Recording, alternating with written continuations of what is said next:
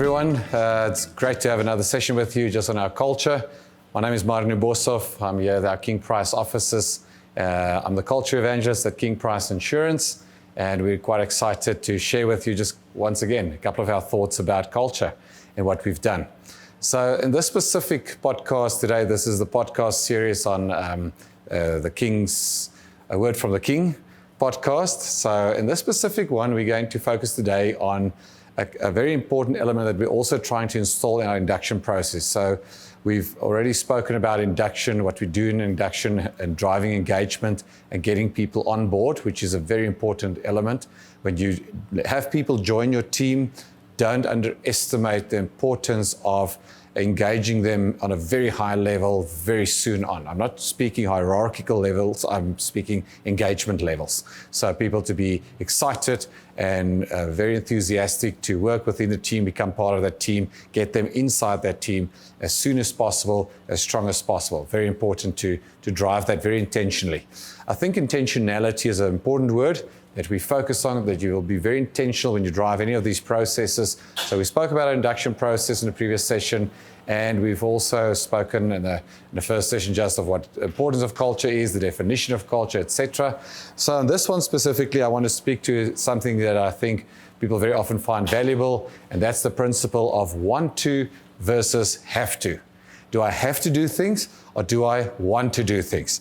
So we believe that values and beliefs drives behavior, and behavior drives or has as an output performance.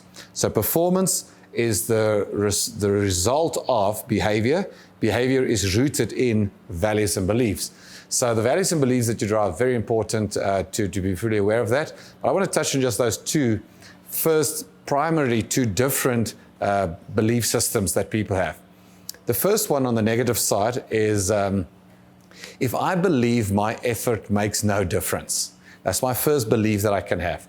If I believe my effort makes no difference, my behavior goes into have to mode, and have to mode of behavior causes disengaged performance. So I believe my effort makes no difference, have to, disengaged. We refer to that as a limiting belief. Not necessarily a wrong. We don't like to speak about right and wrong beliefs, but we do talk about limiting and enabling beliefs. So that will be a limiting belief on the one side. On the other side, we have a liberating or enabling belief. And that belief says that I believe my effort makes a difference, that I understand the role that I'm performing. For example, something we try and do is we try and infuse every position that we have, that people understand what the influence is they have on their team, what's the influence and impact they have on the business within their role, whatever, from the receptionist straight through to our directors levels. So make sure you infuse that. When I understand that my effort makes a difference, it means my behavior goes into want to mode, and want to always leads to engaged performance. Okay, once again, engagement is the thing we're trying to drive. Higher personnel, higher staff engagement. So we're driving engagement, but you have to have a liberating belief of knowing and saying, you know, I want to be here, I want to work, I want to make a difference. I believe my effort makes a difference. So if you have and you're leading a team maybe, it's very important for you to also explain and put that in each team member to explain that what their role is, so they understand the difference their role makes. Because if they believe their effort makes no difference, they're going to go into a disengaged mode. Very importantly to drive that. One of the stats from Gallup says that, you know, they've basically done this engagement level stats globally over the last 17, 18, 20 years. And annually they release those figures. Now, those figures usually average out, I'm just going to make an average of it, of about 25% that they classify as actively disengaged, 50% of a team disengaged, and 25% actively or discretionary engagement. Now, discretionary engagement is something that we are, it's a place or a stage where we want our people. We want them to engage out of their own discretion. So out of their own discretion, you want them to be part of a team, come with solutions, make suggestions, partake in conversations, add to the team dynamic, add to the value, add to the knowledge within the team. That's discretionary, engaged, and that's what we want.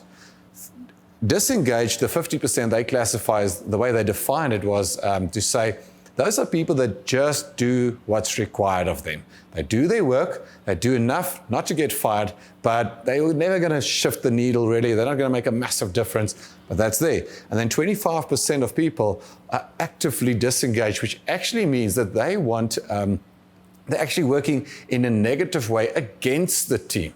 Now, if you take those stats, that means there's 25% of people actively disengaged and 25% discretionary or actively engaged, which means those two basically cancel one another out, which leaves us then with the 50% in the middle who's just doing their job. That is what we define as the world average.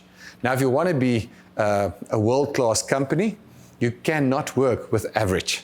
Average is not going to change the world. Average is not going to make an impact. And average is not going to grow your market share. It's not going to take clients from another competitor. It's not going to cause you to go into fantastic growth if you are only functioning everything you're doing on average. So the big thing, if you want to be above average, you need to get those figures of engagement above average. So one of the tests we sometimes give to a leader, we would say to him, what if you could replace, if your team consists of 10 people, the world average stat says 2.5 of them is actively disengaged, 2.5 of them is actively engaged, and 50% is just doing their work. If you could replace 2 on this side with 2 more like these, what would that mean? That would mean you would have a team that's almost 50% actively engaged, 50% disengaged, but you don't have any of those guys anymore. That would put you way above the world average of team dynamics, which means if you are way above the average of how teams look in the world, you're going to tend to perform way above average on performance. Now, that might be a very small and very simple test for you to do, but think through your own team. Think how many people is working in your team and ask yourself, how many of those people do I actually need to really shift from actively disengaged towards actively engaged? Once again, remember, when we drive engagement, we're driving performance. That's why culture is not a fluffy thing that's just somewhere in the air. Culture drives engagement, engagement drives performance. It's very important for you to get your performance levels. That's what everybody is looking for. They want companies that is functioning well, that's giving great performance of their staff, etc. I think everybody knows that language. But the bridge they struggle to build is, how does culture drive that? And culture drives that by driving engagement. Engaged people are just much more productive in many ways. I'll do another session maybe on that. So let me just recap quickly what we said today. Very importantly, you have to function out of want-to mode, not out of have-to mode. And if you can just test that with many people in your team and ask yourself, how many are there just because they have to be there? Well, they're going to be disengaged. How many want to be in your company? How many people want to come to work today? Do you want to come to work? That's the big question. If you have to ask yourself this question on the 25, 50, 25%, where do you lie? Where's your performance? Are you at this moment actively disengaged, actively engaged? Because this is where you want to be. If you are that person, fantastic. That's the people that moves the needle. That's the people that shifts the team culture. That's the people that influences and builds a great productive company. And that's what we want to work for. 25% actively discretionary engagement, using your discretion to drive engagement. So that's very important. Recapping then, I have to believe my effort makes a difference, and don't go into my effort does not make a difference. Define for yourself, how does your effort make a difference, and make sure you continue to pour yourself into that. How to make a difference in your company. How can you make a difference in your team today? Well, I can tell you right now. You come to work tomorrow just with a much greater attitude, and you will make a difference. You'll automatically make a difference in people around you. So believe that your effort makes a difference.